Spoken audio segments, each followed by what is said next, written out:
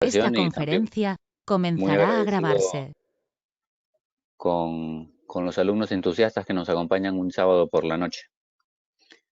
Bueno, vamos a tratar el día de hoy sobre valvulopatías, un tema también relevante dentro del área de cardiología, donde eh, parte de la relevancia de esta enfermedad es el manejo que puedan tener estos pacientes y que muchas veces no los podemos brindar en diversas situaciones, sobre todo en el ámbito público por la ausencia a veces de dispositivos tipo prótesis valvulares o intervenciones sofisticadas que a veces por falta de acceso no es posible brindarle el beneficio al paciente. Pero bueno, debemos reconocerlas, debemos prevenirlas, debemos reconocerlas en una etapa temprana de enfermedad para así poder darle el manejo médico, el manejo de otros factores de riesgo que puedan acelerar el proceso de esos problemas valvulares. Entonces, si hablamos de valvulopatías, pues obviamente tenemos que conocer la anatomía de las válvulas. Sabemos que en el corazón tenemos 4 válvulas. Esto es una vista superior. eh, lo que está marcado aquí es el lado izquierdo. No sé si se ve mi puntero. Un ratito. Esto es el lado izquierdo, esto es el lado derecho, la parte anterior y la parte posterior. Aquí al lado derecho vemos esta válvula que tiene 3 hojas valvulares, son la válvula tricúspide, y hacia aquí, hacia el otro lado, una válvula que tiene 2 hojas, una anterior y una posterior, que es la válvula mitral. Hacia adelante, la que está más adelante de las 2 sigmoideas es la válvula pulmonar, y un poco hacia atrás, delante de la válvula mitral, está la válvula aórtica, ¿no? Ambas sigmoideas con 3 hojas valvulares.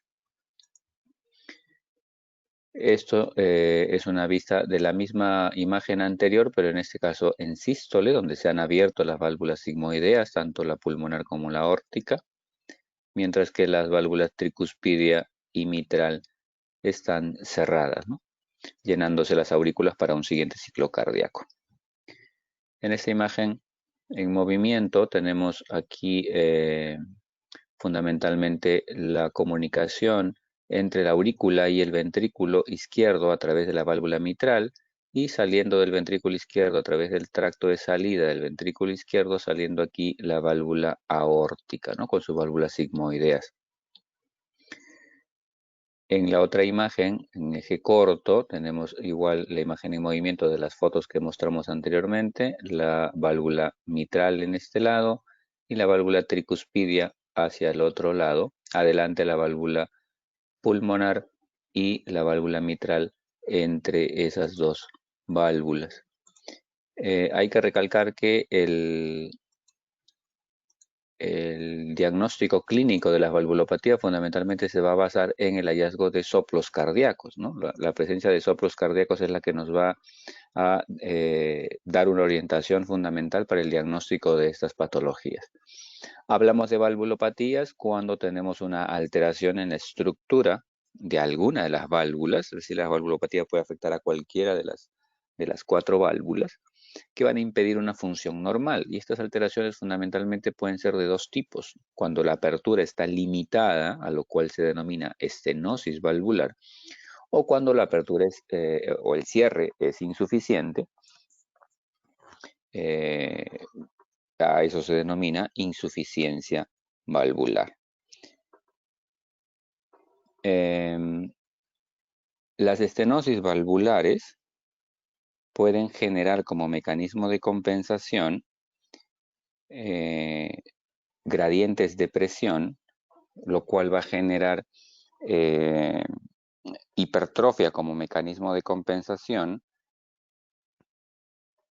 por este gradiente de presión que se sucede entre 2 cámaras. Por ejemplo, si hablamos de estenosis aórtica, va a haber un gradiente de presión eh, entre el ventrículo izquierdo y la aorta,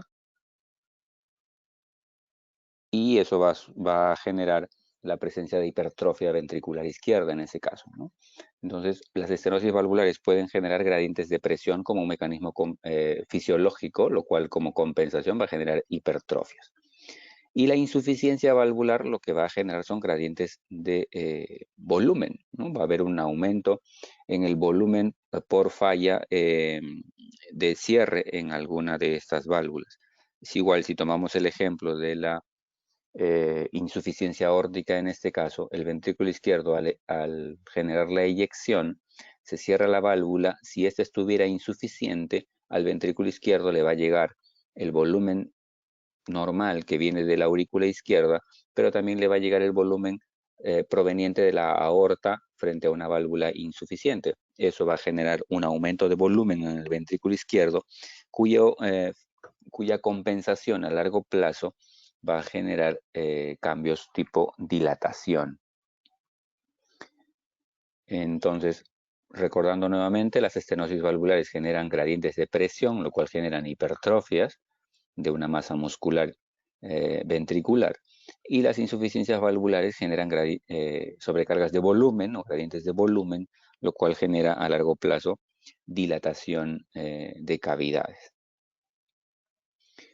Estas patologías están dados por algunos factores de riesgo que pueden condicionar la presencia de estas valvulopatías o pueden complicarla y hacerlas que estas valvulopatías empeoren en su funcionamiento. Dentro de estas tenemos la hipertensión arterial, el tabaquismo, la dislipidemia, las cardiopatías isquémicas, la diabetes mellitus, problemas de nefropatía o la edad. Entonces, sobre todo el tema de la edad condiciona a valvulopatías de tipo degenerativas, ¿no? El desarrollo de este tipo de valvulopatías que a la larga, a través de los años, van a ir progresando y van a ir empeorando.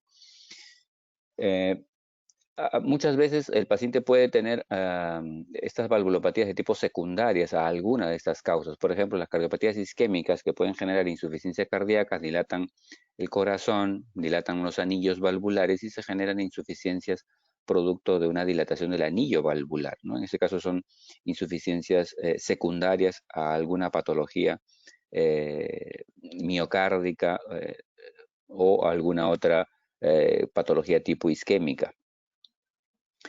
En general, las valvulopatías más frecuentes son las valvulopatías mitrales y las valvulopatías aórticas, y de esas fundamentalmente es la que vamos a tratar el día de hoy. No vamos a tratar las valvulopatías tricuspidias ni pulmonares, no porque no sean importantes, sino porque son menos frecuentes y de repente el tiempo no nos va a dar el suficiente para verlas. Entonces, estas valvulopatías pueden producir aumentos sostenidos o exagerados de la precarga o la poscarga, que son fenómenos importantes en la regulación del volumen sistólico, pueden generar dificultad en el llenado ventricular y pueden generar también distintos grados de deterioro de la contractibilidad o de la distensibilidad del músculo cardíaco. En general, cuando uno ve las etiologías, y vemos aquí en la tablita, estenosis aórtica, regurgitación aórtica, estenosis mitral y regurgitación mitral, vemos que la causa degenerativa es la causa más frecuente de las estenosis aórticas. Mientras que en el caso de la estenosis mitral, la fiebre reumática es la causa más frecuente. En el caso de las insuficiencias aórticas, igual la degenerativa es la más frecuente, le sigue la reumática y algunas patologías congénitas. En el caso de la regurgitación mitral, la causa degenerativa es la más frecuente. Como decíamos, es importante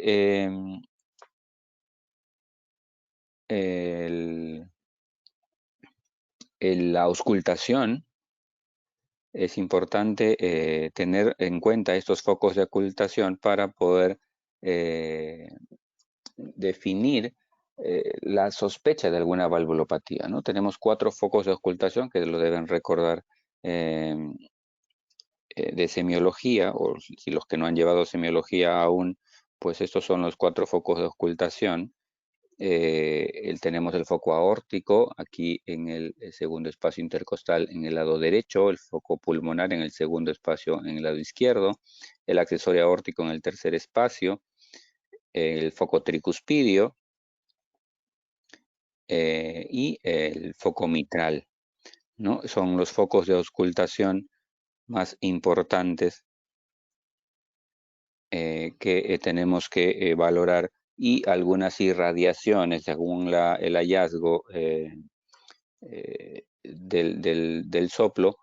Podemos buscar irradiación de alguno de estos soplos hacia el cuello, hacia la axila, hacia la espalda, que nos pueden orientar hacia una determinada eh, eh, etiología.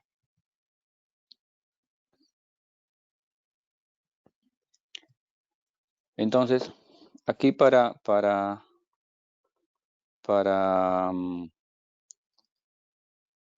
un poco orientarnos, discúlpeme un momentito, tengo una llamada muy urgente, perdóneme, discúlpeme un ratito.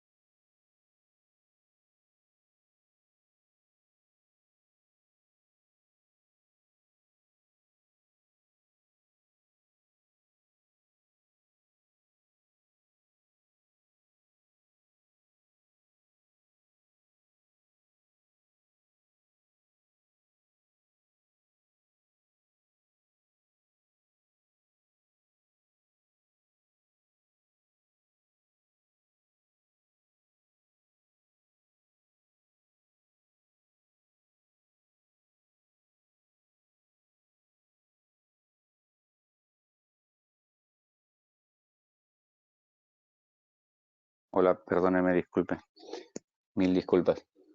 Bueno, como decíamos, entonces necesitamos saber recordar el ciclo cardíaco para poder deducir los soplos que nos van a dar las diferentes valvulopatías.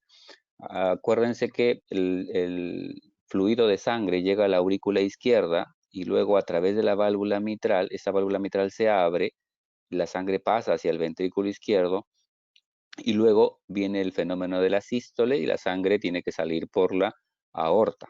Entonces, si yo tengo una valvulopatía a nivel de la válvula mitral, por ejemplo, vamos a suponer que tengo una insuficiencia valvular mitral. Normalmente las válvulas, su función fundamental es que el flujo sea unidireccional. Pero si yo tengo, por ejemplo, una insuficiencia mitral, al momento de la sístole y que la sangre tenga que salir por la aorta, la sangre se va a regresar hacia la aurícula. Por lo tanto, esta insuficiencia mitral me va a generar un soplo en el momento de la sístole, es decir, un soplo sistólico. Mientras que si yo tuviera, por ejemplo, una estenosis aórtica, si el soplo estuviera a nivel de la válvula aórtica, La dificultad a la salida de sangre va a suceder cuando el ventrículo quiera expulsar la sangre hacia la aorta, es decir, un soplo de estenosis aórtica me va a generar también un soplo sistólico. ¿Ok? En el caso de la estenosis mitral, por ejemplo, la estenosis mitral me va a generar una dificultad del pasaje de sangre de la aurícula hacia el ventrículo en el momento diastólico del ciclo cardíaco, ¿no? Por lo tanto, una estenosis de la válvula mitral me va a generar un soplo diastólico. Mientras que si yo tengo una insuficiencia de la válvula aórtica, la sangre, al bombear el corazón en sístole, la sangre va a salir por la aorta, pero cuando esta válvula aórtica se cierre para que suceda el llenado ventricular, para que suceda la diástole ventricular, la sangre se va a regresar hacia el ventrículo y va a generar, por lo tanto, un soplo diastólico.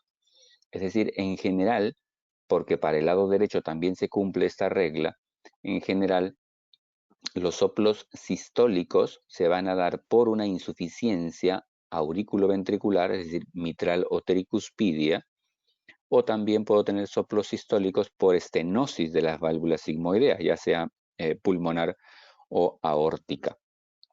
Mientras que los soplos diastólicos se van a presentar por tener una estenosis auriculoventricular, es decir, una estenosis mitral o tricuspidia, o por la presencia de una insuficiencia aórtica o pulmonar, por una insuficiencia de las válvulas sigmoideas. Entonces, es necesario, para no tener que aprendernos nuestros soplos sistólicos o soplos diastólicos de memoria, es tener en cuenta siempre el ciclo cardíaco. El ciclo cardíaco es parte importante de la fisiología cardíaca que les va a ayudar a comprender mucho el tema de valvulopatías y algunas otras patologías cardiovasculares, ¿no? Entonces es relevante tener en cuenta siempre nuestro ciclo cardíaco. Vamos a comenzar hablando de la valvulopatía mitral. Hay que acordarnos que la válvula mitral es la válvula que conecta la aurícula izquierda con el ventrículo izquierdo, es esta que está aquí al lado izquierdo de la imagen, ¿no? Posición anatómica, esta vista es una vista superior, ¿no? Vemos aquí una hoja anterior y una hoja posterior, una valva posterior. La válvula mitral tiene dos hojas, ¿no? Hacia adelante de la válvula mitral habíamos visto que estaba la válvula aórtica, ¿no? Esta válvula mitral, sin embargo, es todo un aparato bien complejo, no solo es hablar de dos hojas valvulares. Como ven aquí, tiene dos hojas valvulares, esta es la hoja anterior, está como que desplegada la válvula. Esta válvula tiene además unas cuerdas tendíneas que van a unir hacia los músculos papilares, ¿no? Estas le sirven como una especie de tensión para evitar o para permitir un buen cierre de ambas hojas valvulares y evitar fenómenos como tipo prolapsos o alteraciones en el cierre que alteren su función. Aquí vemos igual ya una pieza anatómica, la valva anterior, aquí en este lado, hacia el lado derecho de la imagen la valva posterior, ¿no? En el centro donde está la flecha es la comisura, la unión de estas dos valvas, existen dos comisuras, una interna y una externa, hacia abajo las cuerdas tendíneas y los músculos papilares hacia el ventrículo izquierdo, ¿no? Lo que está aquí arriba es la aurícula izquierda. Si vemos una imagen ecocardiográfica, como ven aquí, esta es una imagen del corazón en un eje que nosotros llamamos eje paraesternal largo o eje largo paraesternal. Aquí vemos la aurícula izquierda. Esta es la válvula mitral, que es como dos hojas que están aplaudiendo aquí. Hacia acá abajo tenemos el ventrículo izquierdo. Luego esto es el tracto de salida del ventrículo izquierdo y hacia aquí tenemos la válvula aórtica, ¿no? Este lado de acá es el ventrículo derecho, todo esto es el ventrículo izquierdo, septo interventricular y hacia aquí abajo la pared inferolateral. Entonces, con esta imagen ecográfica nosotros podemos valorar la funcionalidad de las válvulas, ¿no? Si hacemos una imagen en zoom o una imagen magnificada de esta válvula mitral, tenemos aquí en el lado izquierdo vemos esta hoja que es la hoja anterior o la valva anterior de la válvula, y hacia aquí atrás la valva posterior, ¿no? Aquí tenemos una cuerda tendínea y el músculo papilar que se ve aquí muy sutilmente, ¿no? Esta es la imagen de una válvula mitral normal, ¿no? Vean, acuérdense de la imagen porque cuando veamos la estenosis van a ver cómo es que podemos diagnosticar mirando simplemente la imagen. En un eje corto, vemos aquí como una imagen, como en boca de pescado, es la imagen en video que habíamos visto hace rato en eje corto, ¿no? Vemos cómo esta imagen puede ayudarnos a definir la apertura de la válvula. Em, se llama la imagen en eje corto, ¿no? Vemos cómo se mueve, cómo se abre y cómo se cierra como una boca de pescado. Y en la otra imagen de aquí tenemos una imagen de 4 cámaras, le llamamos, cuando ponemos el transductor en la punta del corazón. Estas imágenes que aparecen en el lado eh, derecho del video es las cámaras izquierdas. Por convención aparecen las cámaras izquierdas en esta imagen y en el otro lado las cámaras derechas. Por lo tanto, esta imagen de aquí es la válvula mitral. Igual sus dos hojas, la hoja anterior y la hoja posterior aquí al lado y el músculo papilar que está aquí uniéndose por las cuerdas tendíneas, ¿no? Esa imagen es importante también, la imagen de 4 cámaras para ver la funcionalidad de la válvula. Además, la ecocardiografía no me permite hacer una evaluación de lo que nosotros llamamos el flujo color para ver cómo es que pasa la sangre a través de la válvula. Normalmente la sangre pasa desde la aurícula hacia el ventrículo y vemos cómo la sangre está pasando. Esa imagen en rojo que están viendo allí es la imagen del pasaje de la sangre desde la aurícula izquierda, que es la que está abajo, hacia el ventrículo izquierdo, que es lo que está arriba. Ahí vemos cómo está pasando. Luego la válvula se cierra y ya no ya no regresa el flujo, ¿no? Porque la válvula está funcionando normalmente. Luego la aurícula se está llenando nuevamente, ese flujo en rojo que está viniendo de las venas pulmonares, para el llenado nuevamente en rojo de la aurícula izquierda, ¿no? Y ahí está pasando nuevamente. Esa es una válvula que funciona de manera normal. Hay imágenes más espectaculares aún, en el caso de las imágenes de ecocardiografía tridimensional, que podemos obtenerlas mediante ecotranstorácica, es decir, con un transductor a través del pecho, o a través de una ecocardiografía transesofágica, que también mediante una sonda introducida por la cavidad oral hacia el esófago, podemos mirar el corazón a través de esa vista y analizar fundamentalmente el tema de válvulas, que es una de las indicaciones más importantes de la ecocardiografía transesofágica. Acá tenemos dos imágenes de la válvula mitral también en imagen tridimensional, ¿no? Sobre todo en la imagen de la izquierda, donde vemos la hoja anterior y la hoja posterior con unas hendiduras que se denominan cleft. Son unas hendiduras que caracterizan a esta vista de la válvula mitral, vista desde el lado superior, es decir, visto desde la aurícula. En el lado derecho tenemos la misma válvula mitral, pero vista desde el ventrículo, vista desde abajo, digamos, ¿no? Como ven, los detalles anatómicos que podemos obtener por una ecocardiografía son muy importantes a la hora de poder definir alguna valvulopatía e incluso nos ayuda a definir la etiología de la valvulopatía. Vamos a dar algunos detalles de la estenosis mitral. La estenosis mitral, como decíamos anteriormente, va a haber una obstrucción a nivel del pasaje de sangre desde la aurícula hacia el ventrículo, lo cual va a generar una turbulencia al momento del llenado del ventrículo. Por eso es que decíamos que la estenosis mitral me va a dar un soplo de tipo diastólico, ¿no? Como decíamos, la válvula mitral se engruesa, hay limitación de su apertura, y en el eje corto, donde veíamos que normalmente se debería abrir como una boca de pescado, esa boca de pescado va a estar bastante disminuida en su amplitud, ¿no? Ven el agujerito que es bastante pequeño en relación a la apertura normal que veían en el video anterior. Las causas pueden ser muchas, pueden ser por alteración propia de los velos valvulares, es decir, tanto el velo anterior como el velo posterior. Y hay que tener en cuenta aquí en estenosis mitral, y eso es una pregunta clásica de los exámenes, es que la causa más frecuente de estenosis mitral es la enfermedad reumática. ¿Ok? Hay algunas otras etiologías tipo patologías congénitas, estenosis mitrales congénitas, que cuando se asocian a comunicación interauricular generan un síndrome denominado el síndrome de Lutten-Backe.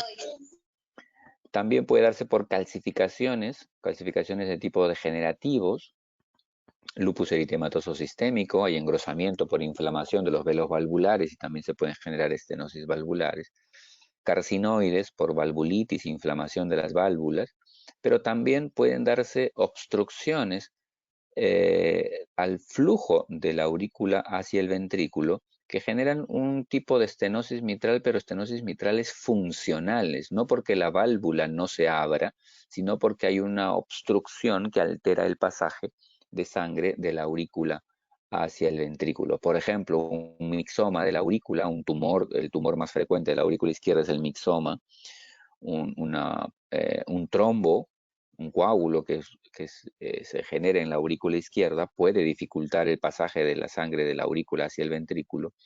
El cor triatriatum, que es una membrana que divide la aurícula izquierda en dos, lo cual también genera una dificultad del pasaje de una cámara hacia otra, simulando una estenosis mitral.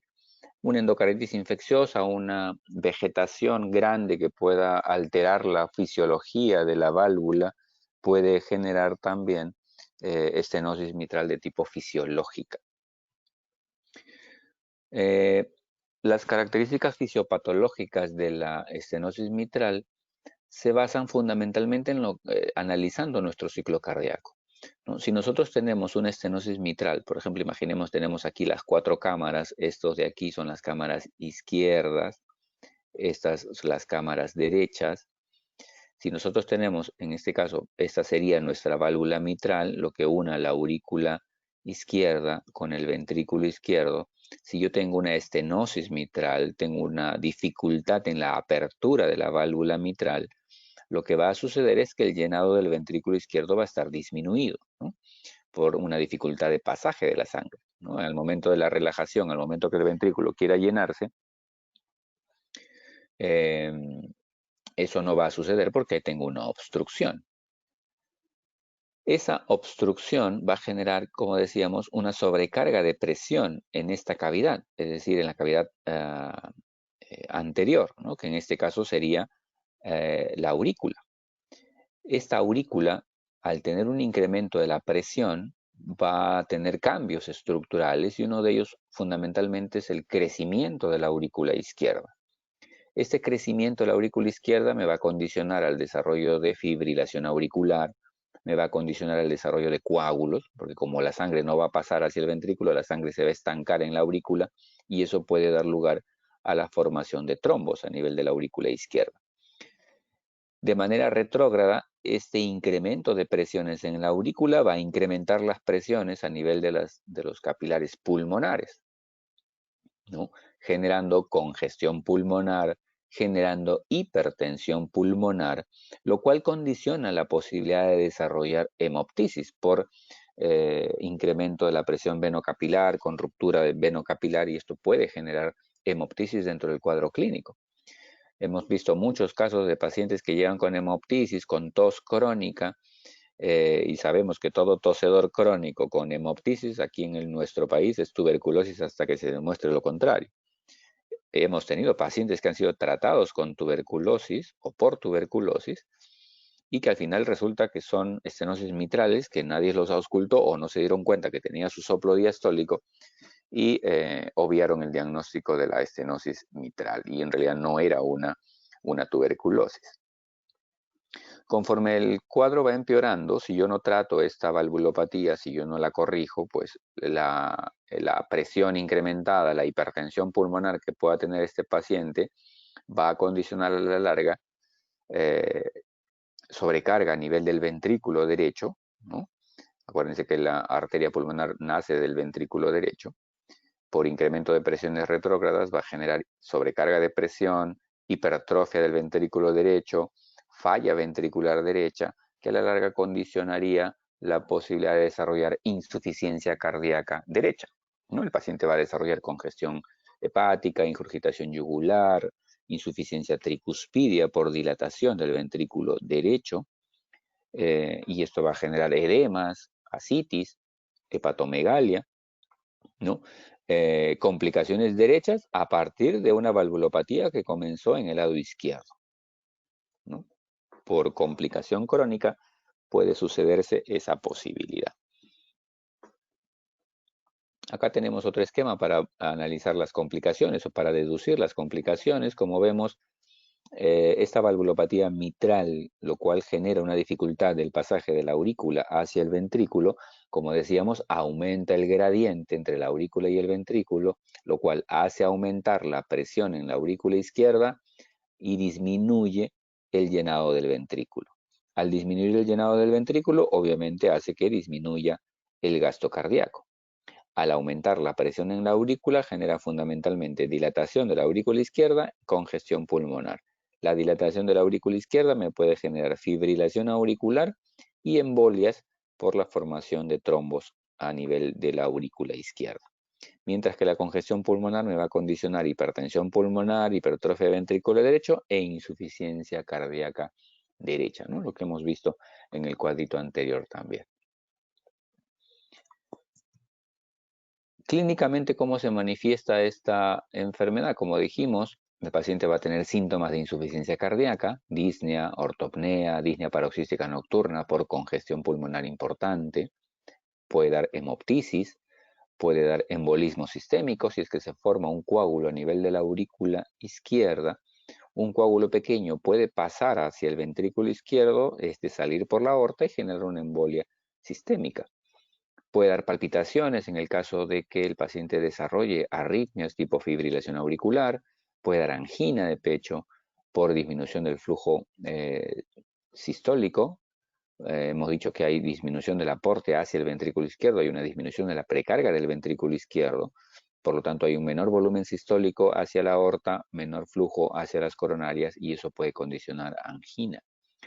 Predispone al desarrollo de endocarditis infecciosa, puede haber tos crónica, y también hay un signo clásico, un signo curioso que es el ronquido. Ese ronquido, denominado el síndrome de Horner, si se acuerdan de anatomía, el nervio laringio recurrente le hace asa a la aorta y una aurícula muy crecida, una aurícula muy dilatada puede irritar el nervio laringio recurrente y generar ronquera y tos crónica.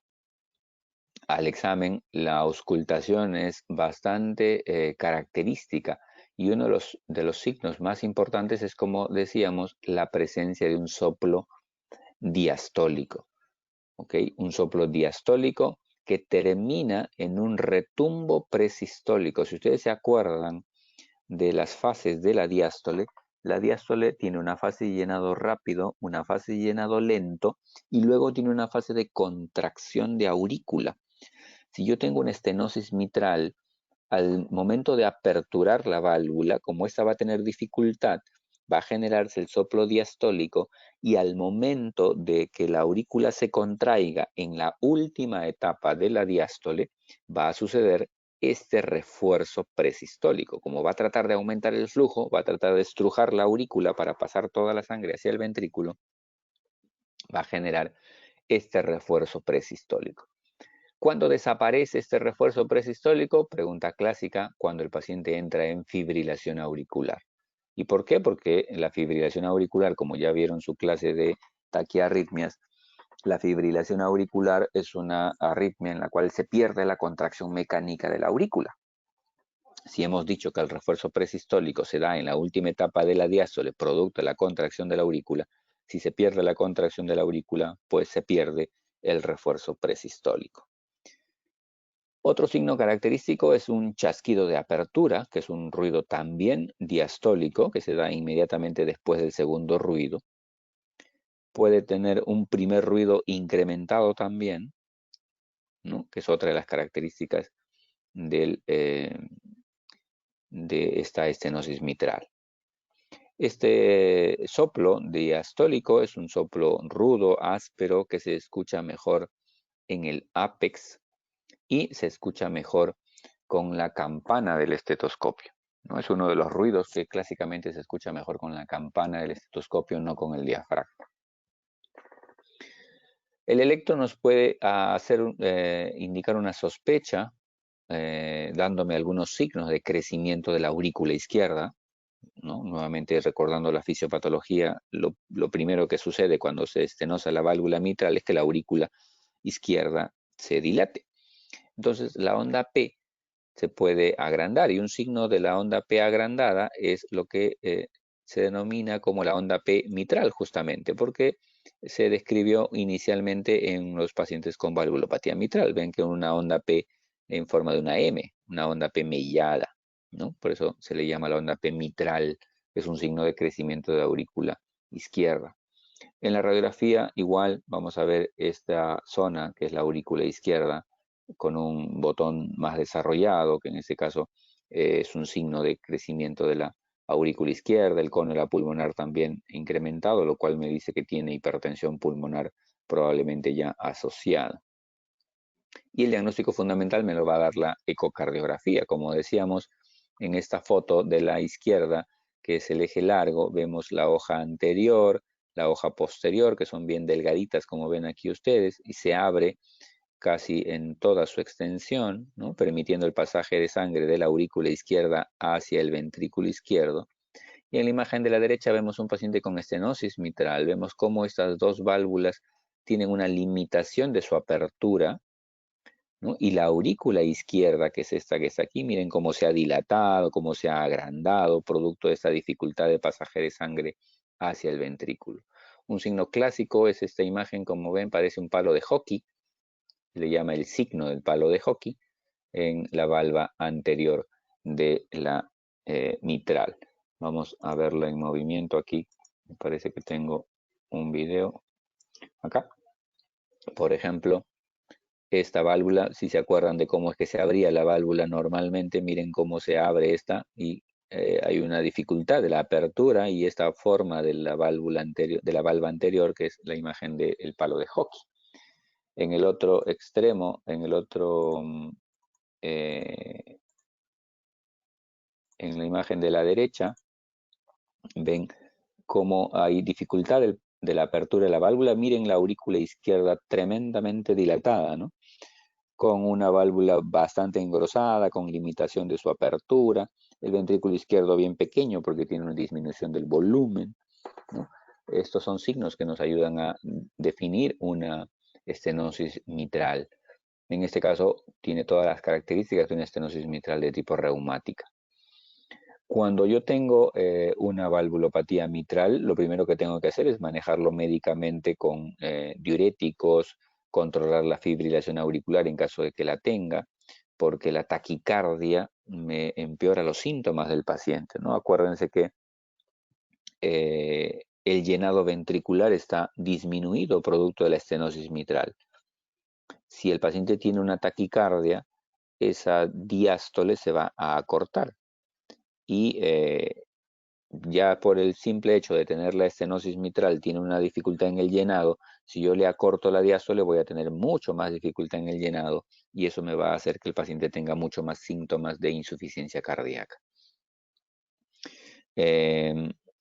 La otra cosa fundamental de estos pacientes es la anticoagulación en el caso de que tengan una estenosis mitral severa y mucho más si es que el paciente desarrolla fibrilación auricular, ¿no? En el caso de que sea sometido a alguna intervención, pues pensar en administrar profilaxis para endocarditis y pensar luego en el tratamiento definitivo de la valvulopatía que dependerá de la severidad de la estenosis.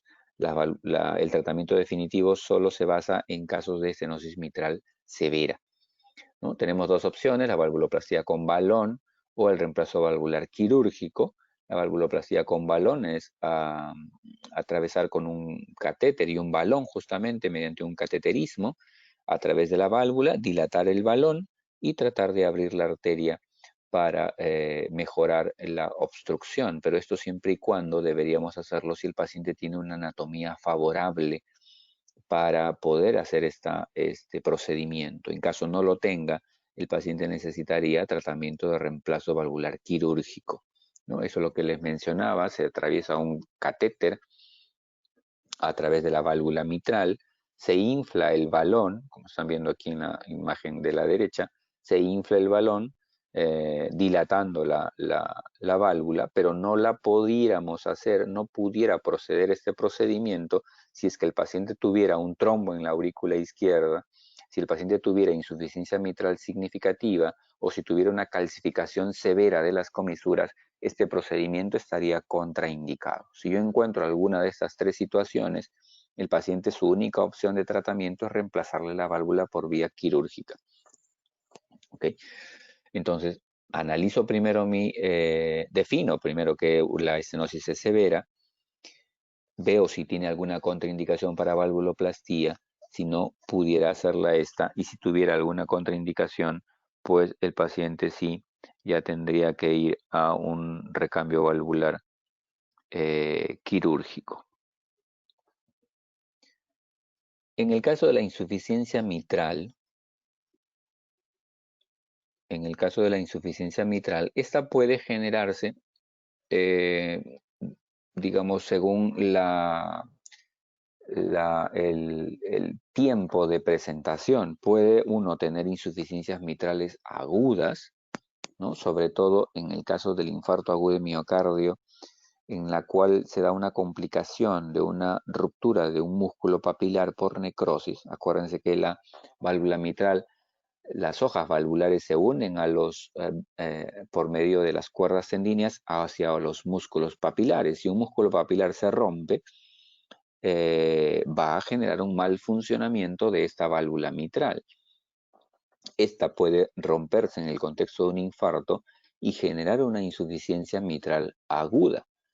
Esa insuficiencia mitral aguda condicionará clínicamente en el paciente una insuficiencia cardíaca aguda, edema agudo de pulmón y hasta la posibilidad de shock cardiogénico con indicación de una intervención quirúrgica de emergencia.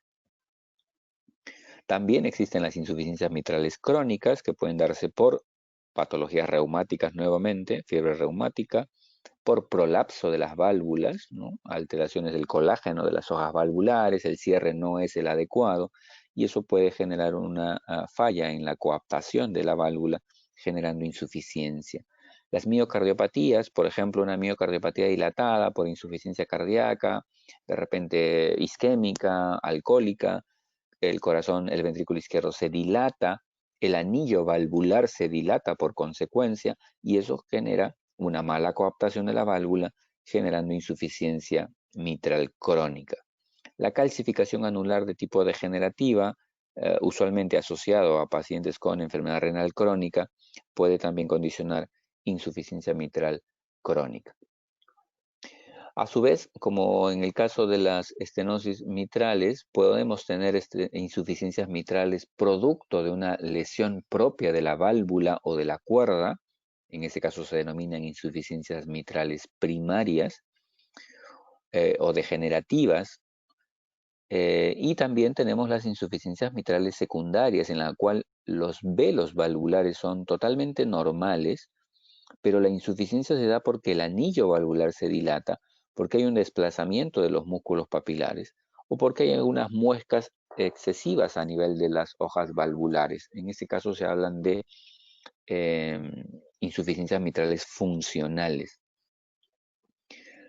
La ecocardio es la que me da el diagnóstico y como ven, en este caso, por ejemplo, tenemos esta imagen de 4 cámaras, tenemos la imagen valvular en el lado derecho de la imagen, que como decíamos es las cámaras izquierdas. Vemos una imagen de la válvula mitral con un flujo de regurgitación hacia la aurícula izquierda.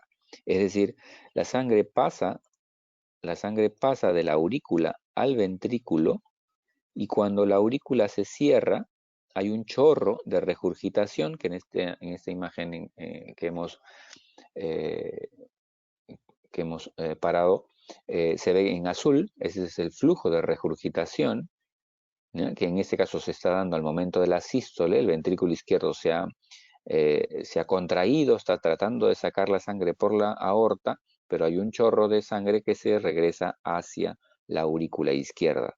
¿Eso qué hace? Aumenta el flujo en la aurícula izquierda. Por lo tanto, la aurícula izquierda va a tener un mayor volumen. Va a tener el volumen que le llega de las venas pulmonares más el volumen que le está llegando desde el ventrículo izquierdo. Por lo tanto, hay un aumento de la precarga de la aurícula izquierda. Pero ¿qué va a suceder luego? La válvula se va a abrir, la válvula mitral se abre, y todo este aumento de volumen que tenía la aurícula izquierda también se lo va a pasar hacia el ventrículo izquierdo. Es decir, tanto la aurícula como el ventrículo izquierdo van a tener sobrecargas de volumen.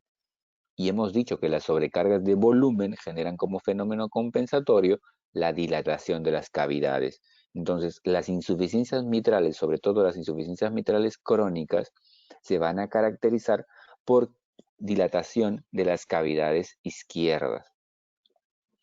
Si yo tengo un aumento de la presión arterial, por ejemplo, la presión arterial del paciente está incrementada, eso me va a aumentar la poscarga, me va a aumentar la resistencia a la salida de sangre desde el ventrículo izquierdo hacia la aorta.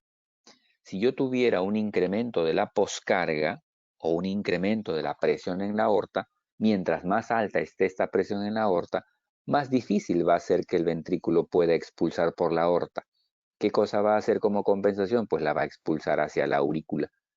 Entonces, por eso es que, como se menciona allí, cuanto mayor sea la presión en la aorta, mayor será el volumen regurgitante que vaya desde el ventrículo hacia la aurícula izquierda. Al examen me va a dar los signos propios de una insuficiencia cardíaca, va a haber ingurgitación yugular, como el corazón izquierdo se va a dilatar, el choque de punta se va a desplazar, va a ser un choque de punta hiperdinámico. Y el soplo, en este caso, como dijimos al principio, el soplo se da al momento de la sístole. Por lo tanto, el soplo es un soplo sistólico, puede acompañarse de un desdoblamiento del segundo ruido, de un primer ruido disminuido y la presencia de un tercer ruido. Cuando esa insuficiencia mitral se asocia a un tercer ruido, eso significa que la insuficiencia mitral es severa. Característicamente, el soplo de la insuficiencia mitral se escucha en el ápex y se irradia hacia la axila. Es decir, tenemos que ir a buscar la axila para valorar también si esto me puede confirmar mi diagnóstico. En el electro vamos a ver signos de dilatación de cavidades izquierdas, tanto de la aurícula como el ventrículo. Voy a ver signos de congestión pulmonar, un ventrículo izquierdo dilatado, ¿no? Eso me puede hacer sospechar la presencia de una insuficiencia mitral. La ecocardiografía, como dijimos, es lo que nos va a dar el diagnóstico. Mediante la ecocardiografía vamos a calcular volúmenes regurgitantes, vamos a ver la funcionalidad del ventrículo izquierdo, vamos a ver el tamaño del ventrículo izquierdo, lo cual me puede ayudar a definir qué grado de severidad tiene esta insuficiencia mitral. Como tratamiento médico, idealmente, ¿qué tendría que hacer? Pues mejorar o favorecer la eyección del ventrículo izquierdo hacia la aorta, ¿no? Porque habíamos dicho que si yo tenía un incremento de presión en la aorta, el flujo más bien se iba a ir de ventrículo hacia aurícula. Entonces tengo que facilitarle, para disminuir ese flujo regurgitante, tengo que facilitarle la salida desde el ventrículo hacia la aorta, y eso lo consigo con vasodilatadores, idealmente inhibidores de enzima convertidora, que me disminuyen la poscarga, lo cual va a disminuir el volumen regurgitante, ¿no? En caso de tener congestión pulmonar, pues dar diuréticos. En insuficiencias severas agudas, el tratamiento es cirugía. Previamente a eso podemos dar vasodilatadores, inotrópicos, colocar un balón de contrapulsación para mejorar el flujo coronario y tratamiento quirúrgico de emergencia. En los casos de insuficiencias crónicas, fundamentalmente la decisión de tratamiento va a depender de los síntomas. Si el paciente tiene síntomas de insuficiencia cardíaca, pues el paciente tiene indicación de cirugía siempre y cuando su fracción de eyección sea más de 30%. En el caso del que el paciente tenga una insuficiencia mitral que todavía está asintomática, es decir, puede que no haya llegado a ser síntomas, en este caso estaría en una, si se acuerdan de la graduación de insuficiencia cardíaca, en este caso estar en una cardiopatía estructural sin síntomas sería una insuficiencia cardíaca estadio B. Ahí vemos otra cosa, vemos el tamaño del corazón. Si el tamaño del corazón izquierdo es grande, más de 45 milímetros en diástole, pues el paciente tiene indicación quirúrgica. Si no, valoramos otras características, la fibrilación auricular, la hipertensión pulmonar, la dilatación de la aurícula. Si en general, si el corazón izquierdo tiene algún signo de crecimiento o de dilatación, pues el paciente tiene que ir a cirugía porque significa que ya está teniendo cambios en la remodelación cardíaca producto de una alteración valvular. Cuando la válvula altera la morfología, el tamaño del corazón, pues ya tendría que tener un recambio o un reparo valvular para no evolucionar hacia una falla del ventrículo izquierdo. En el caso de la valvulopatía aórtica, acordémonos que la válvula aórtica es una de las válvulas sigmoideas, es la que conecta la salida del ventrículo izquierdo hacia la aorta, tiene 3 cúspides, ¿no?, de las cuales nacen las arterias coronarias. Anatómicamente se dividen en 3, una coronariana izquierda, del cual nace el tronco de la coronaria izquierda, una coronariana derecha, del cual nace la coronaria derecha, y una valva que se denomina la valva no coronariana, ¿no?, del cual obviamente no nace ninguna coronaria. Normalmente esta válvula sigmoidea tiene 3 hojas valvulares, ¿no? Nuevamente, en nuestro eje largo, acá veíamos aquí abajo la válvula mitral y hacia arribita veíamos la válvula aórtica. En el zoom de la válvula aórtica, miren cómo la válvula aórtica tiene 2 hojas valvulares allí bien marcadas. Acá solo estamos viendo 2. En esta imagen solo vemos 2. Vemos la válvula cerrada, aquí vemos la válvula abierta, vemos cómo las hojitas valvulares son delgaditas y la apertura igual casi golpea las paredes de la aorta cuando estas válvulas se abren, ¿no? Eso es una válvula funcionante de manera normal, ¿no? Aquí está en el momento de la sístole, la apertura de la válvula, se cierra la válvula a comenzar la diástole. Al momento de que se cierra la válvula aórtica, se abre la válvula mitral. En este eje corto, vemos hacia la izquierda una imagen en eje corto de la válvula aórtica. Si la vemos allí en el centro, ¿okay?, tiene una imagen que parece una Y. Nosotros le llamamos el signo del Mercedes-Benz, ¿no? A los que manejan un Mercedes-Benz se darán cuenta de por qué le hemos puesto ese nombrecito, ¿no? Hacia el lado derecho de la válvula está la válvula pulmonar, que es este tronco que aparece en este lado de aquí. Esta es la válvula pulmonar. Aquí en el centro la válvula aórtica con sus 3 hojitas valvulares. En la imagen en zoom, hacia el lado derecho, ahí vemos las 3 hojas valvulares y vemos cómo la válvula en ese momento está cerrada. Luego se va a abrir. Vamos a ir avanzando el video. Ahí está abierta las 3 hojitas valvulares. Luego se cierran, se abre, se cierra, se abre y se cierran las 3 hojitas valvulares. Una imagen de zoom de una ecocardiografía transtorácica. Otras vistas, por ejemplo, la vista de 4 cámaras, vemos aquí como con una maniobra, ahí solo estamos viendo, en este caso, a la imagen de la izquierda, estamos viendo la válvula mitral hacia el lado derecho de la imagen y la válvula tricúspide hacia el otro ladito. Y cuando hacemos una maniobra, abrimos la válvula aórtica, movemos nuestro traductor y ahí ahora vemos la válvula aórtica, en este caso al ladito de la válvula mitral saliendo aquí desde el ventrículo izquierdo. ¿Okay? En la otra imagen de la derecha vemos una imagen que llamamos eje de 3 cámaras. ¿Okay? Ahí vemos cómo En este caso, por ejemplo, tenemos la válvula mitral abierta, se está llenando la diástole, se cierra la válvula mitral, luego va a venir la sístole, se abre la válvula aórtica, luego que sucede la eyección, la válvula aórtica se cierra y luego se abre la válvula mitral para llenar nuevamente el ventrículo, ¿no? Imágenes muy bonitas de un ciclo cardíaco, ¿no? Entonces, así analizamos nuestras válvulas. En este caso estamos mirando la mitral y la aórtica. El flujo color nos ayuda a definir lo mismo. Acá, si vemos, vamos a parar la imagen. Aquí la sangre está saliendo desde el ventrículo izquierdo hacia la aorta. Esa imagen en flujo azul es el flujo de salida del corazón desde el ventrículo hacia la aorta. Y cuando termina la eyección, la válvula se cierra y sucede nuevamente el llenado, el flujo rojo de la mitral hacia el ventrículo izquierdo y luego otra vez sale el flujo hacia la aorta. Imágenes tridimensionales de la válvula aórtica, vemos aquí con sus 3 hojas en diástole y luego en sístole con la apertura de la válvula aórtica con sus 3 hojitas valvulares.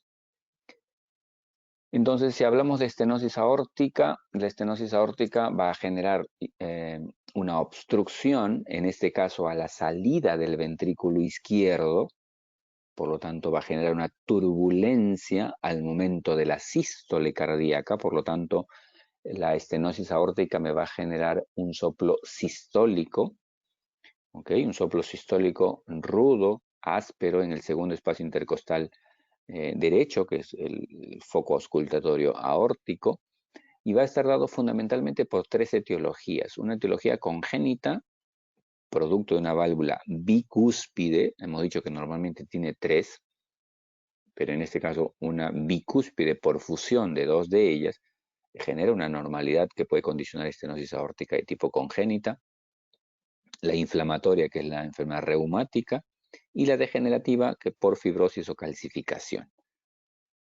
Dijimos que la degenerativa era la más frecuente. En esta imagen, muy bonita, acá vemos una válvula normal. ¿Cómo es una válvula normal en diástole? En diástole obviamente está cerrada, y en sístole abajo, que está abierta, ¿no?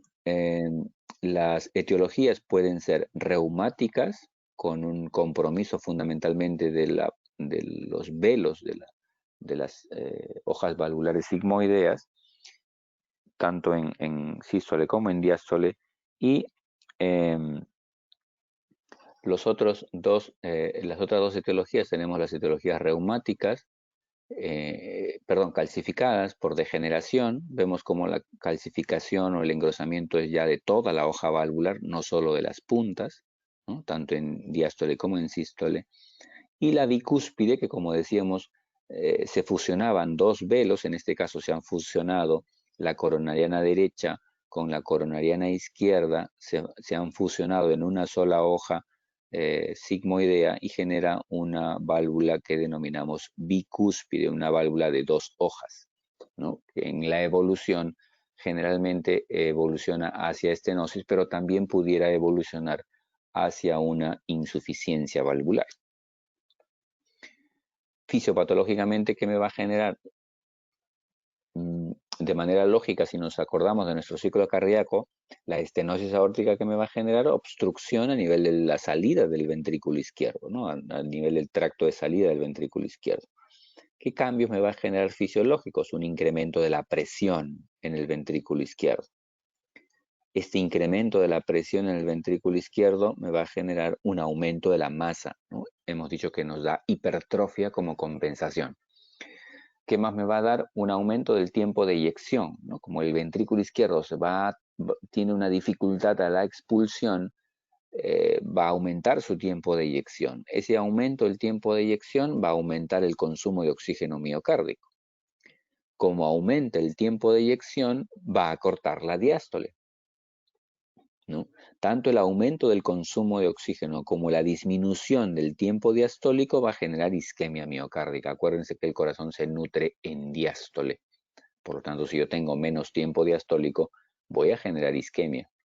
Pero además hay un aumento de la presión diastólica del ventrículo izquierdo y hay una disminución de la presión a nivel de la aorta, porque hay menos flujo de salida a nivel de la aorta. Al haber menos flujo de presión en la aorta, acuérdense, las coronarias son las primeras ramas de la aorta, va a haber menos flujo hacia las coronarias, disminución del aporte de oxígeno y también condicionar isquemia miocárdica, que a la larga, junto con el incremento de la masa, van a condicionar falla del ventrículo izquierdo.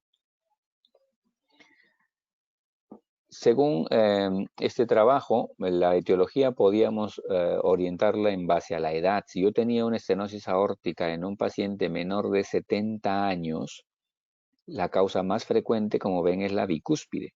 Y en segundo lugar, la reumática. Y si tengo un paciente de más de 70 años y yo le encuentro estenosis aórtica, pues la causa más frecuente es la causa degenerativa. Y en segundo lugar, tenemos a las reumáticas y a las congénitas, tipo bicúspide. El cuadro clínico va a ser un cuadro clínico clásico, es una triada clásica y también pregunta frecuente de examen, en examen de admisión, en examen de residencia. Hay tres sintomatologías fundamentales: la angina, el síncope y la disnea, ¿no? La angina, ¿por qué? Porque hemos dicho que hay menos aporte de oxígeno por menor presión a nivel de la aorta. Síncope, igual por disminución del flujo o del volumen sistólico. Y la disnea, por lo mismo. Al examen físico vamos a encontrar un pulso carotidio o un pulso radial lento, débil, denominado pulso parvus tardus.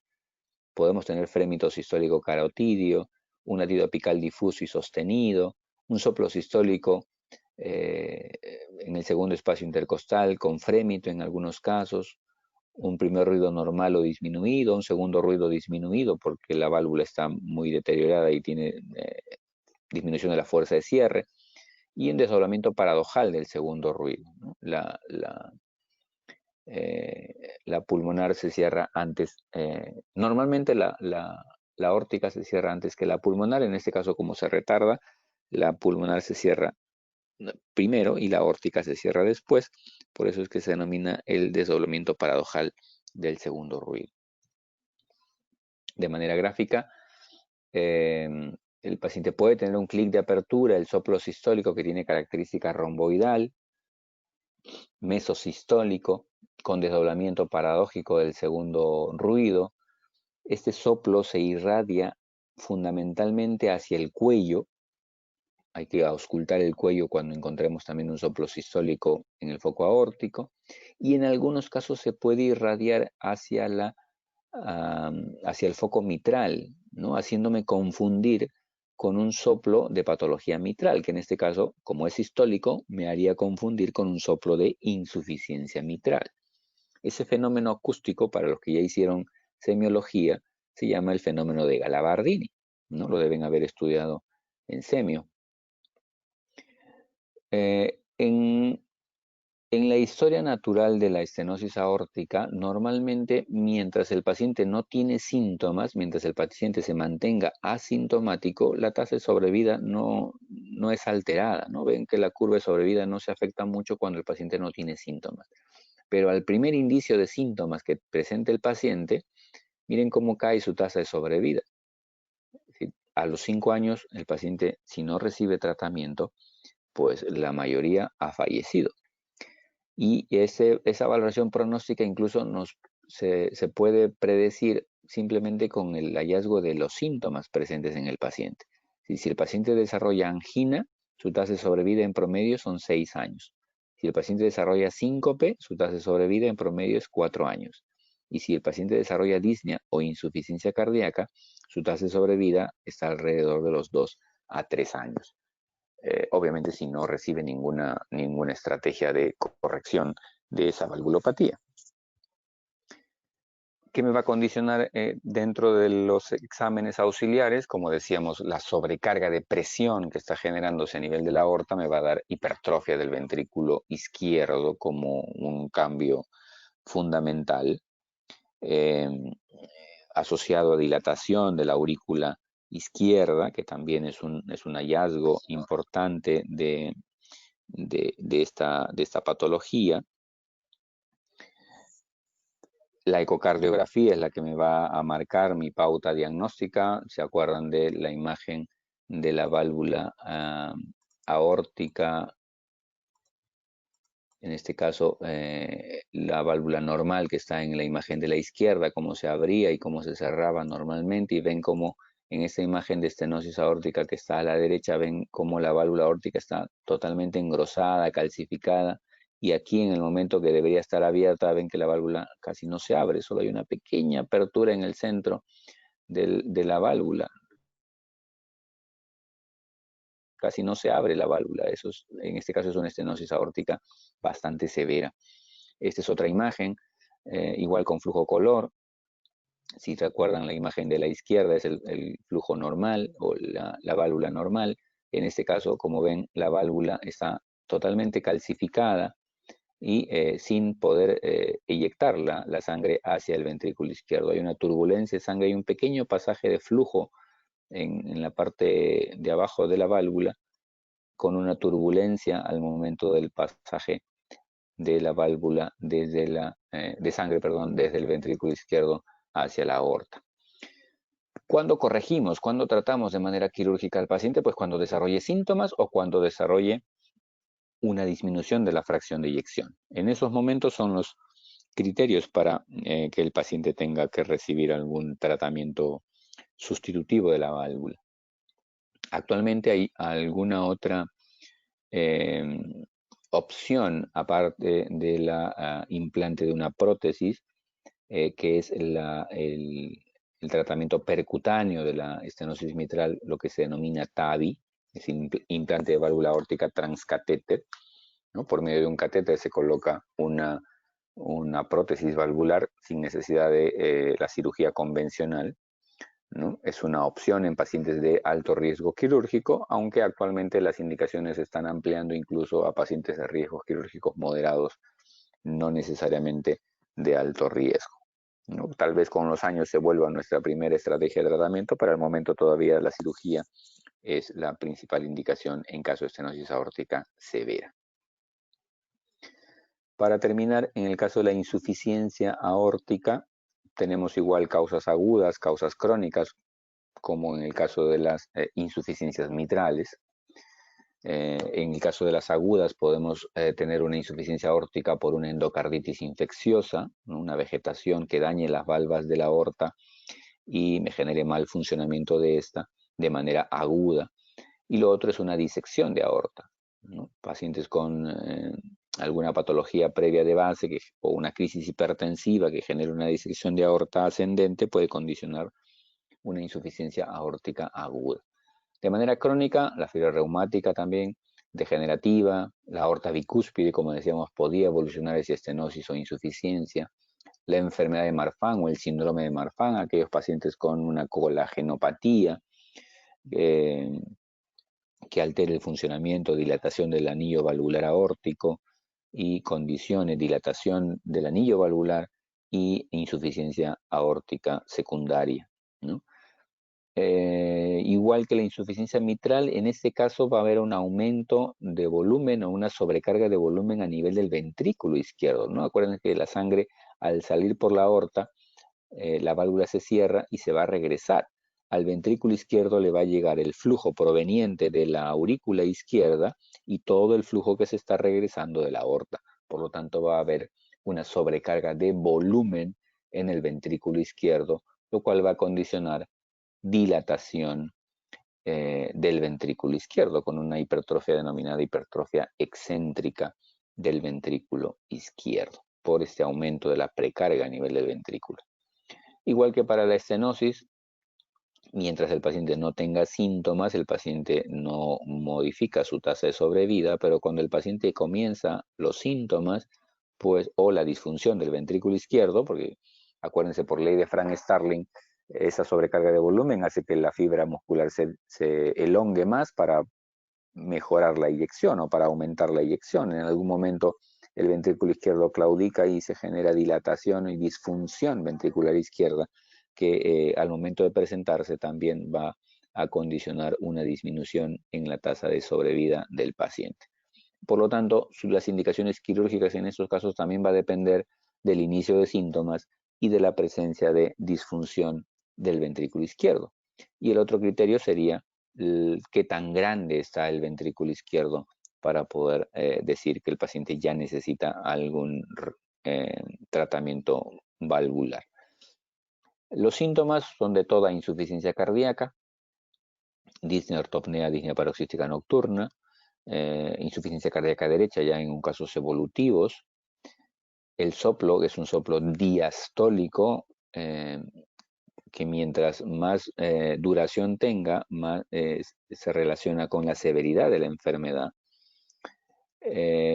Una característica importante también es la presión de pulso incrementada. Los pacientes con insuficiencia aórtica tienen presión de pulso amplia. Acuérdense que presión de pulso es la disminución de la sistólica menos la diastólica. Cuando tengo una presión de pulso amplia, son generalmente dos cosas, o es insuficiencia aórtica o es ductus arterioso. Danza arterial es otro signo que podemos encontrar, los latidos a nivel cervical, las carótidas con un latido muy intenso, producto de ese aumento del flujo de salida por la aorta. Como decíamos, el soplo es diastólico. En algunos casos podemos encontrar un soplo mesodiastólico, que es denominado el soplo de Austin-Flynn, por una limitación de la apertura de la válvula mitral. Hay un pulso típico en el caso de la insuficiencia aórtica, que es el pulso de un martillo de agua o pulso de Corrigan. Este soplo de la insuficiencia aórtica se irradia hacia el cuello y hacia la axila fundamentalmente. Y lo importante del soplo, los signos clínicos de la insuficiencia aórtica es que hay muchos nombrecitos que tal vez tendríamos que aprendernos en la semiología de la insuficiencia aórtica, ¿no? Como ven, el signo de Muset, el signo de Müller, el signo de Hill, el pulso de Corrigan o de martillo de agua que habíamos dicho, que es producto del pulso Zeller, que al final representa fundamentalmente el aumento del volumen sistólico que están saliendo del ventrículo izquierdo. El pulso de Quincke, que es lo valoramos en el hecho unguial. El signo de Durosies, el signo de Traube, el choque de punta en cúpula de Barr, que es el impulso apical desplazado por justamente la dilatación que sufre el ventrículo izquierdo por la sobrecarga de volumen. Como ven aquí, estas dos imágenes ecográficas, el flujo color, como vieron lo normal, en este caso hay un chorro que se está regresando hacia el ventrículo. Allí ese chorro verde que hemos puesto allí en stop, ese chorro verde que se está regresando desde la aorta hacia el ventrículo, lo cual está sobrecargando el ventrículo izquierdo, al cual está llegando tanto el flujo de la aurícula como el flujo de la aorta regurgitante, lo cual hace que se dilate el ventrículo izquierdo y que a la larga termine claudicando ese ventrículo izquierdo. Como ven en esta imagen de la izquierda, la contracción del ventrículo izquierdo está un poco deteriorada, no está normal. Médicamente lo manejamos igual, como una insuficiencia cardíaca, teniendo cuidado aquí sí, tener cuidado con los beta bloqueadores. ¿Por qué? Porque al generarle bradicardia yo voy a prolongar la diástole y como esta insuficiencia aórtica se sucede en la diástole, si yo alargo la diástole voy a empeorar la insuficiencia. Por lo tanto, hay que tener cuidado con el uso de beta bloqueantes en estos pacientes. Y el tratamiento ya de reemplazo valvular va a depender, igual que en las otras valvulopatías, de la presencia de síntomas, en el caso de las crónicas, y si no tiene síntomas, del tamaño del corazón, ¿no? Lo que dice ahí, diámetro telediastólico del ventrículo izquierdo. Es decir, el corazón grande, corazón dilatado, es indicación de cirugía. En el caso de las insuficiencias aórticas severas, agudas, por endocarditis, por disección de aorta, pues esos pacientes tienen indicación quirúrgica de emergencia. Bueno, creo que hasta allí es todo lo que habíamos preparado. Si tuvieran alguna pregunta, algún comentario, podemos discutirla en algún tiempito que nos quede con los que todavía nos están acompañando. Muchas gracias por su atención y estamos disponibles para alguna interrogante.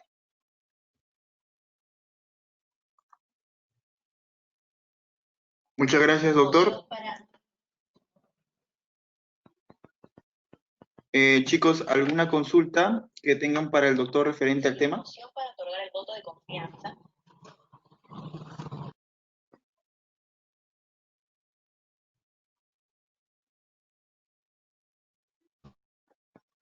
Pueden prender su micro o también escribir en la caja de comentarios. Ahí lo puedo leer.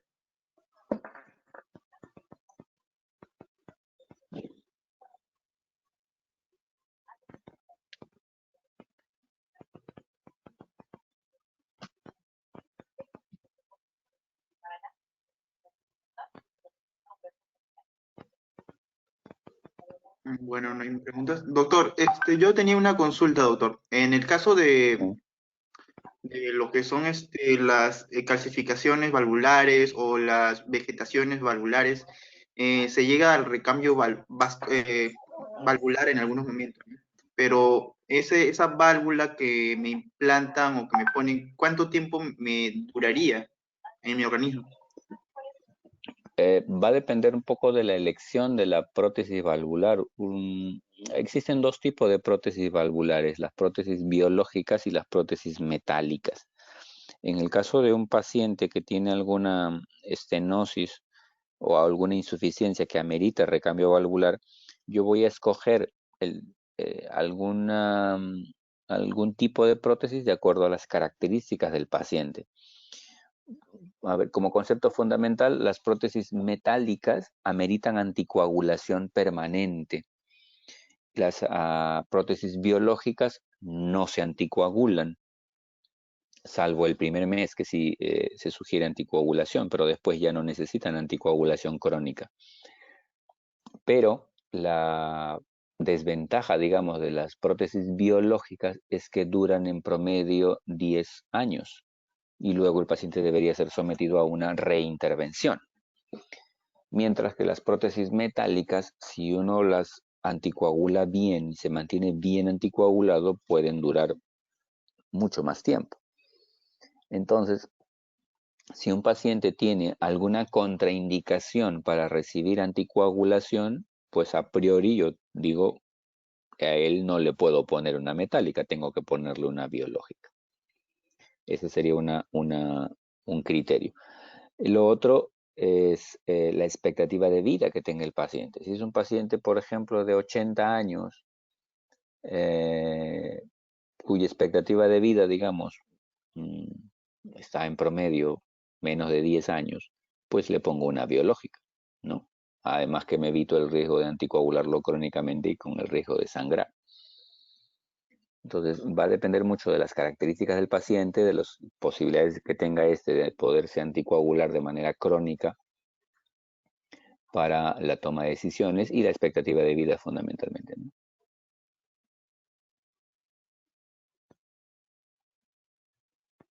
Doctor, gracias por la respuesta. ¿Alguna pregunta más que tengan para el doctor, chicos? Pueden prender su micrófono o también pueden escribirlo, no hay ningún problema. Doctor, buenas noches. Una consulta. Hola. Por ejemplo, para ver lo que es un ecocardiograma, no siempre nos va a permitir a nosotros saber o valorar la cantidad de eyección que ha emitido el corazón, ¿no? El volumen. Pero ¿habría algún caso en el cual no nos permitiría valorar lo que es una enfermedad valvular?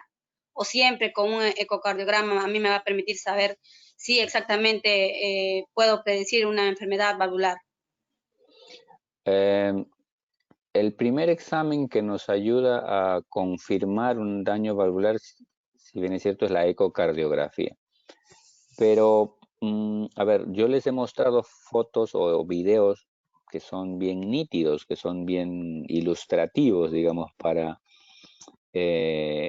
valorar si la válvula se abre bien o se abre mal. Pero no siempre eso lo podemos conseguir con los pacientes. A ver, una ecocardiografía es un estudio en la cual por medio de una sonda que emite ultrasonidos puedo yo conseguir la representación de una imagen cardíaca. Esa sonda yo la coloco en el pecho entre los espacios intercostales para que el ultrasonido atraviese los tejidos. El ultrasonido no atraviesa hueso, por lo tanto lo pongo entre los espacios intercostales para que pueda atravesar los tejidos blandos y pueda llegar hacia el corazón y poder visualizar. Pero hay algunos pacientes, a eso nosotros le llamamos una ventana torácica, ¿no? Una ventana de observación hacia el corazón. Pero algunos pacientes tienen una mala ventana torácica.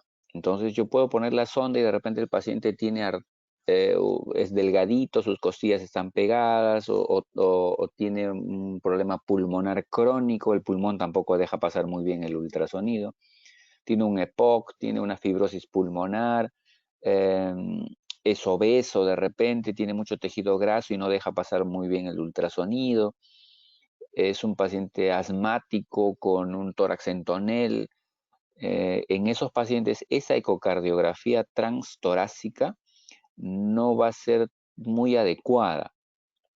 Ante esa situación, existen otras modalidades de ecocardiografía que ya me van a definir con mejor detalle el daño valvular. Y ahí sí, por ejemplo, tendré que utilizar una ecocardiografía transesofágica, una sonda por la boca, como si fuera una endoscopía. Yo la atravieso, llego al esófago.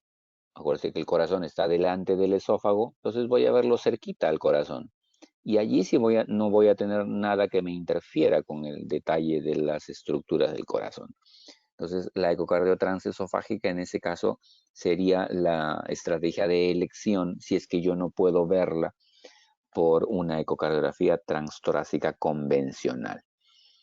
De manera alternativa, actualmente se están haciendo otras también herramientas diagnósticas tipo resonancia magnética que también me puede ayudar a definir una valvulopatía en caso de que yo no tenga detalle en mi ecocardiografía. Pero digamos, de manera fundamental, la ecocardiografía es el examen que me va a decir sí o no, tiene una valvulopatía y si esta es severa o no. Si no la veo con una transtorácica, la transesofágica es el siguiente paso, digamos. Ok, doctor, muchísimas gracias. Gracias a ti.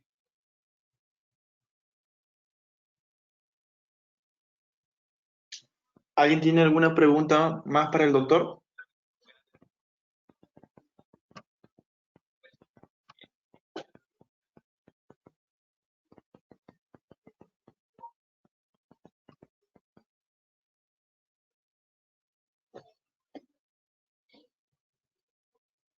Creo que ya no. Creo que no, doctor. Bueno, doctor, muchas gracias por su tiempo y por la ponencia. Siempre usted muy entendible y muy dinámico con sus exposiciones, doctor. Agradecer mucho eso, doctor, y el aporte a la sociedad.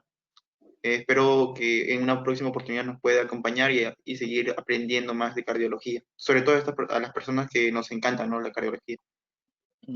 Sí, en realidad veo mucho interés en ustedes en programar estas reuniones y como le digo, yo gustoso en algún momento poder compartir lo poco que sabemos y sobre todo a mi universidad, ¿no? Muy, muy agradecido con ustedes por la invitación. Sí, doctor. Muchas gracias, doctor, a usted. Ok, nos estamos Entonces, viendo. chicos, quería hasta una próxima oportunidad. Ya se les Buen fin estará de semana. avisando, ¿no? Cuídese, doctor. Muchas gracias. Chao, nos vemos, chao.